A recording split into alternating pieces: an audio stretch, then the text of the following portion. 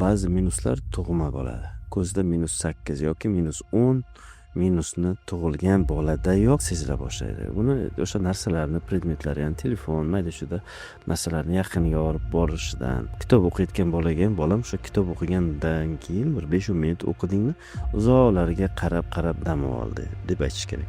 O'sha ko'pchilik bolalarda minusini ko'payishiga ham sabablardan biri bu o'sha ovqatni tanlab yeyish. Assalomu alaykum azizlar. Ko'zlardagi minus bo'lgan minuslar nega oshib ketaveradi va necha yoshgacha bu oshadi deb bemorlar yoki ota-onalar so'rashadi. Ba'zi minuslar tug'ma bo'ladi. Ba'zi minuslar bu orttirilgan bo'ladi. Minus degani bu ya'ni miopiya kasalligi haqida gap ketyapti.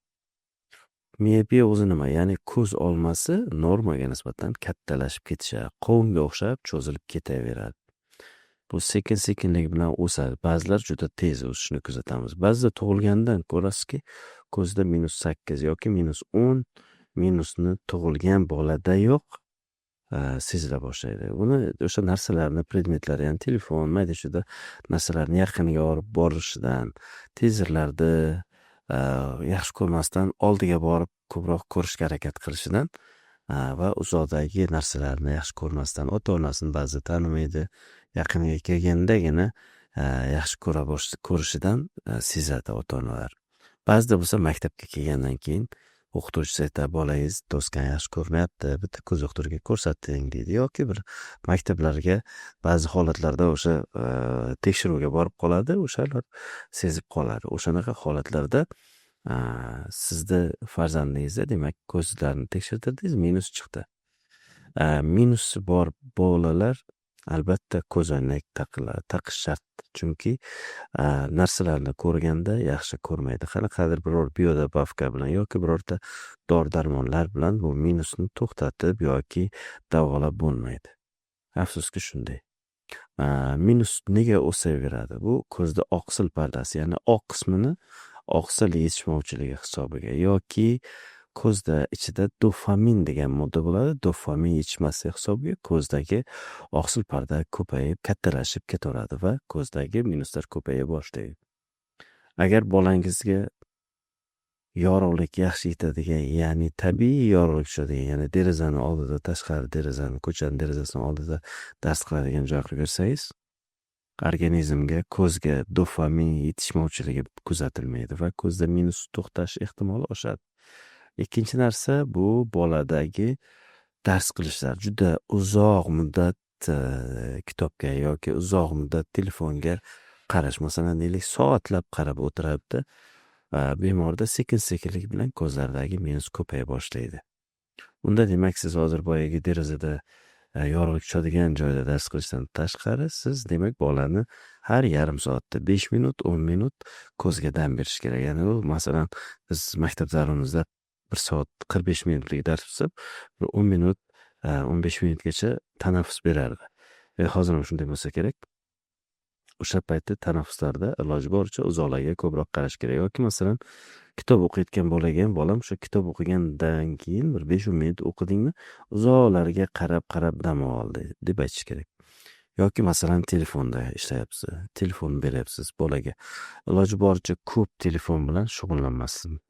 Iloji boricha kerak paytda ishlatadi, kerakmas paytida ishlatmaslik kerak. Iloji boricha o'shani kontrol qilish kerak. Albatta bunda ham ishlatdimi, masalan bir 10 minut, 20 minut uzoqlarga qarab olish kerak. O'zi 20 ga 20 degan narsa bor, ya'ni 20 minut kompyuterni ishlatdingizmi, 20 sekund uzoqlarga qarab oling degan. Lekin siz undan ko'proq qiling. Masalan deylik, yarim soatda 5 minut yoki 15 minutda bir 5 minut ko'zga dam bering. Ko'zni qisib, siqib, burchaklarga qarab oling. Va endi keyingi narsa ko'z mashqlarini bajaring. Qanaqa mashqlar deysizmi? Biz buni 10 ta eng kerakli bo'lgan mashqlarni jamlaganmiz. Buni siz izohlarda mashq deb yozib qoldirsangiz, biz sizga bu mashqlarni Telegramimizni tashlab qo'yamiz va o'sha orqali siz ko'z mashqlarini o'zingizga ko'chirib olsangiz bo'ladi. Demak, bundan tashqari ovqatlanish, ya'ni hozirgi paytdagi juda oziq-ovqatlar turli-tuman bo'lib ketdi. Bizni yoshligimizda ko'ra hozirgi yoshlarni ovqatlanishda xilma-xillik juda ko'payib ketib qoldi. Yomon tomoni oqsil yog'lardan uzoqlashdik. Tabiiy vitaminlardan, tabiiy mahsulotlardan uzoqlashdik. Bu albatta yomon bu. Tabiiy oziq-ovqatlar, go'sht, baliq, jigar, tuxum, dumba, bodring, pomidordan tashqari mevalar, quritilgan mevalar.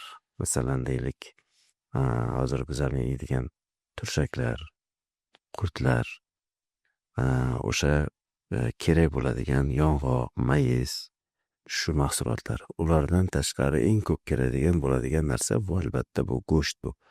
Qo'y go'shti ayniqsa o'shandagi yog' va oqsillar u ko'zni to'r pardasini, ko'zni oqsil pardasini mustahkamlashiga va ko'zni minusini o'sishini kamayishiga olib keladi.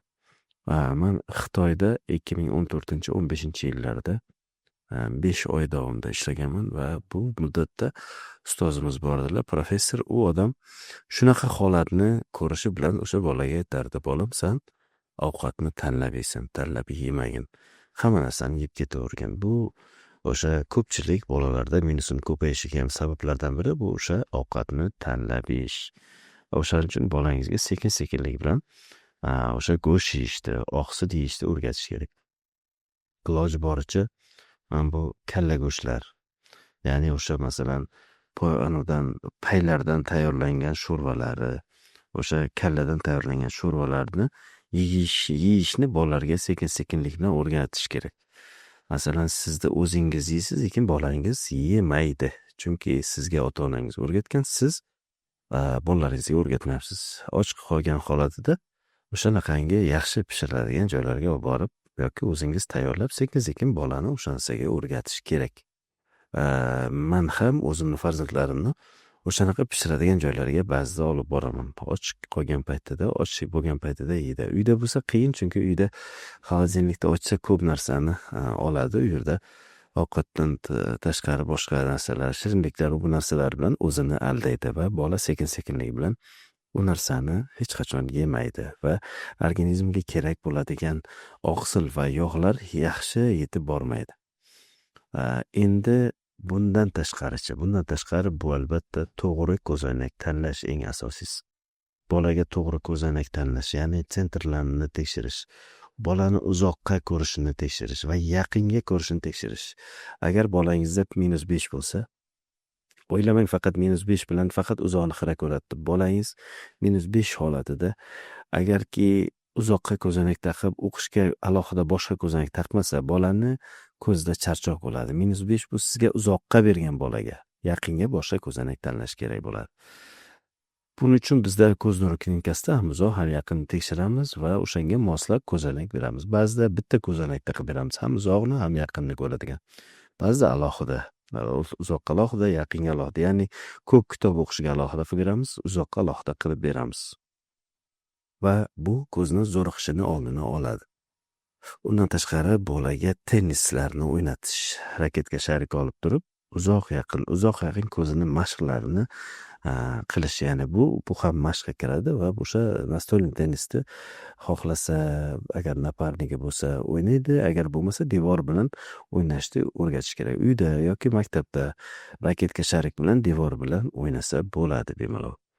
Demak, bu o'sha ko'zda minusini to'xtatishga olib kelishi mumkin va undan tashqari, demak, bu o'rta kirdagi kontakt linzalar. Biz -6 gacha bo'lgan, silindr -2 gacha bo'lgan holatlarda bizda tungi linzalarni yo'lga qo'yganmiz. Ya'ni bola uxlagan paytida linzani taqadi va kuni bilan ertalab yechgan holatda kuni bilan yaxshi ko'rib yuradi. Bu ham minusi to'xtatishiga olib kelishi mumkin. Agar minusi 6 dan baland bo'lib ketgan bo'lsa, astigmatizm 2 dan baland bo'lib ketgan bo'lsa, unda skleral kontakt linzalarni ham biz beramiz. Bu ham primерно 6-7 yoshdan keyin beriladi. Bu ham minusi 10, 15, 20 bo'lib ketgan bolalarga minusini to'xtatishga olib keladi.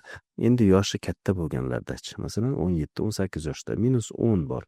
Bunaqa holatda nima qilish kerak? Bunaqa holatda ko'pincha biz ko'zni gavharni olmasdan qo'shimcha gavhar ICL implantatsiyalarini o'tkazamiz va bunda ham ko'pchilik holatda minusini to'xtaganini kuzatamiz yoki sekinlashganini kuzatamiz. O'shaning uchun azizlar, ko'z nuri klinikasiga murojaat qiling. Bizda turli-tuman yo'llari bor va bu bilan biz bolalarni minusini to'xtatishga harakat qilamiz.